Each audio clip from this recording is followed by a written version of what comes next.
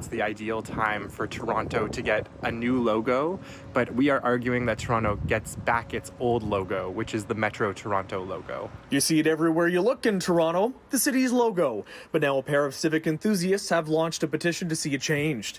We met Daniel Rothstein at what used to be the border between York and Toronto over 20 years ago. The border actually ran through the backyards. Okay, can we just walk over and can you show me like exactly where it was? I'm about to walk right over the border, or maybe this line right here.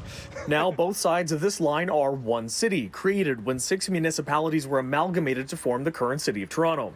Rothstein says the logo for the since disbanded regional government might be worth a second look. It has 6 kind of interweaving loops, and each of the 6 loops represents one of the former independent cities and boroughs that made up Metro Toronto. So you have North York, Scarborough, East York, Toronto, York, and Etobicoke. He calls it a contrast to the city's current image of New Toronto City Hall. Kind of is inward-looking and bureaucratic and only represents one part of the mega city. He says it's an idea he started pondering after the recent Supreme Court ruling that upheld the Ford government's reduction of city wards from 47 to 25, and points out that there are still cases of the logo being used today. One example of where you can still find the logo being used in the city is Metro Hall in downtown Toronto. But he may be facing an uphill battle. In a written statement to CityNews, the city says there is no plan to change its brand or logo. It is a well-known and well-regarded brand in the city among residents and businesses.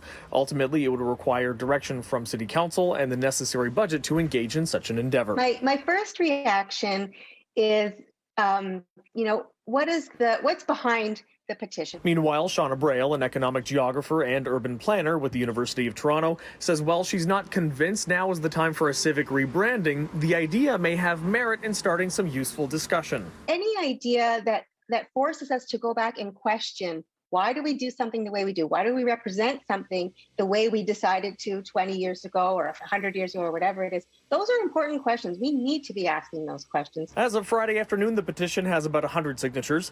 Daniel saying the logo also serves to help us understand a little bit more about our own urban lore. This represents the 6, and Drake's the 6 is named as such because of the 6 former cities that made up Toronto. So for people who don't know or maybe are new to town, that's where the name The 6 comes from. So there's a misconception that it's 416-647 area codes, but done some research and it actually refers to this 6 former boroughs. In downtown Toronto, David Zura, City News.